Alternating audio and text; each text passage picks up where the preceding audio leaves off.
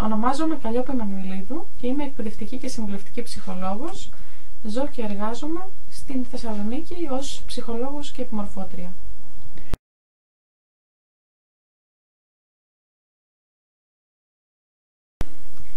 Το συγκεκριμένο επάγγελμα το επέλεξα γιατί είχα κάνει ένα τεστ επαγγελματικού προσανατολισμού στα χρόνια του Λυκείου και ήταν ένα από τα προτινόμενα επαγγέλματα σε σχέση με τα αποτελέσματα του τεστ αυτού, αλλά πέρα από αυτό, από πολύ μικρή με ενδιέφερε η ανθρώπινη συμπεριφορά.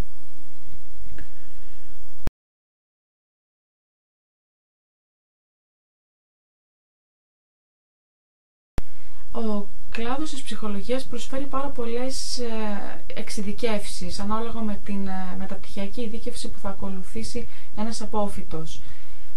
Πέρα από αυτό, ένας απόφοιτος ψυχολογίας με την κατάλληλη ειδικότητα θα μπορέσει είτε να ανοίξει δικό του γραφείο ως ελεύθερος επαγγελματίας, αλλά και να απασχοληθεί ως υπάλληλος σε κάποιον δημόσιο ή ιδιωτικό φορέα. Και βέβαια εκτός από αυτά μπορεί να ασχοληθεί με τη συγγραφή ή με την εκπαίδευση, διδάσκοντας σχετικά σε σεμινάρια κτλ.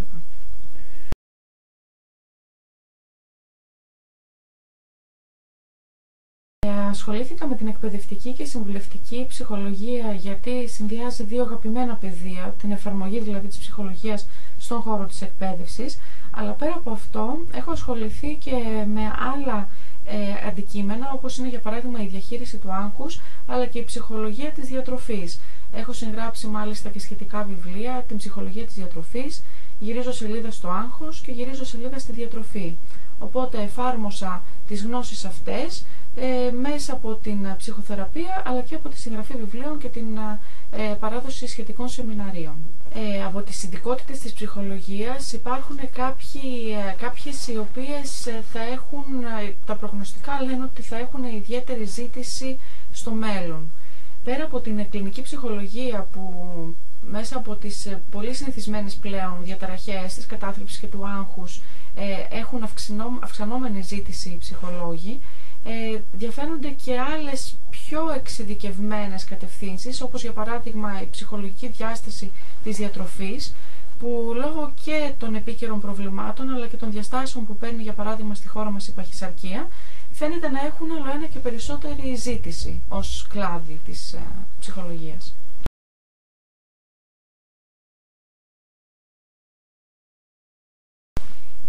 Ένας ψυχολόγος στην καθημερινότητά του οφείλει να διαβάζει καθημερινά σε σχέση με τα επιστημονικά ευρήματα που κάθε μέρα εμπλουτίζουν και πρέπει να εμπλουτίζουν την επαγγελματική του πρακτική.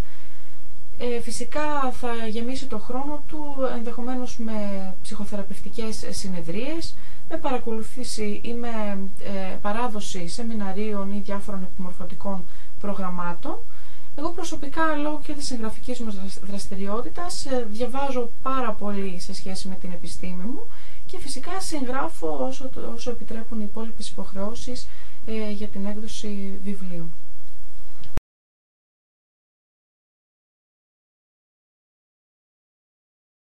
Κάποιος ο οποίος σκέφτεται να γίνει ψυχολόγος θα πρέπει να αποφασίσει από νωρίς ότι παράλληλα με τις σπουδές του και με την απόκτηση γνώσεων θα πρέπει να εξερευνήσει πάρα πολύ και τον ίδιο του τον εαυτό. Οπότε το κομμάτι της αυτογνωσίας και της ενδοσκόπησης και της προσωπικής ανάπτυξης είναι βασικό για να γίνει κάποιος ένας επιτυχημένος ψυχολόγος. Κάτι το οποίο θα τον βοηθήσει και διαβίου, δηλαδή θα πρέπει να παρακολουθεί τον εαυτό του εφόρου ζωής. Και φυσικά οι γνώσεις δεν ολοκληρώνονται με την απόκτηση βασικών πτυχίων και μεταπτυχιακών.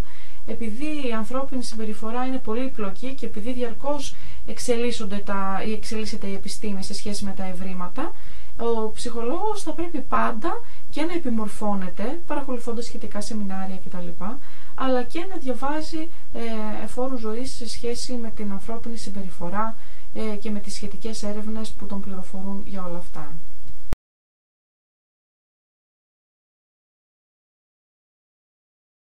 Το μεγαλύτερο πλεονέκτημα του επαγγέλματος του ψυχολόγου είναι ταυτόχρονα και το μεγάλο του μειονέκτημα, είναι ότι η ανθρώπινη συμπεριφορά είναι κάτι το άπειρο. Κάθε άνθρωπος είναι μοναδικός, κάθε άνθρωπος είναι διαφορετικός. Οπότε ποτέ δεν ολοκληρώνεται η γνώση του επαγγέλματος. Με κάθε καινούριο πελάτη ανοίγεται ένας καινούριος κόσμος. Κάτι το οποίο είναι από τη μια πολύ γοητευτικό, αλλά από την άλλη βέβαια είναι και ανεξάντλητο και άρα πολλές φορές κουραστικό. Επίσης, δεν θα το έλεγα μειονέκτημα, αλλά δυσκολία του επαγγέλματος του ψυχολόγου για πολλούς ανθρώπους είναι και το κομμάτι της εχεμήθειας. Γιατί ποτέ δεν μπορούμε να μιλάμε για τη δουλειά μας. Γιατί μας δεσμεύει το απόρριτο και η εμπιστευτικότητα ανάμεσα σε εμάς και τον πελάτη.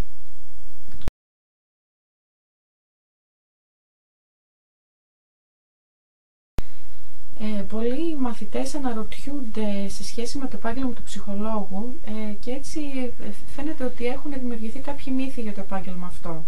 Είναι ένα επάγγελμα απαιτητικό, στο οποίο καταρχήν κάποιος ο οποίος θέλει να γίνει ψυχολόγος για να βοηθήσει τους άλλους θα πρέπει να αναρωτηθεί πάρα πολύ καλά, γιατί είναι ένα επάγγελμα, δεν είναι υποκείμενο από αλτρουισμό, υπάρχει το επαγγελματικό στοιχείο στη μέση, αμείβεσαι για αυτό το επάγγελμα και θα πρέπει να τηρούνται αυστηροί κανόνες επαγγελματισμού, κώδικα δεοντολογίας κτλ.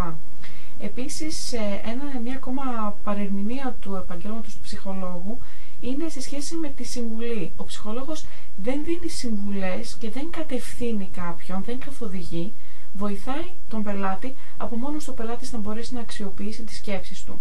Επίσης, ο ψυχολόγος δεν μιλάει, παρά περισσότερο ακούει. Οπότε κάποιος ο οποίος δεν έχει την υπομονή και τη συγκέντρωση να ακούσει προσεκτικά, ίσως θα πρέπει να το σκεφτεί λίγο περισσότερο αν μπορέσει να γίνει επιτυχημένος ψυχολόγος.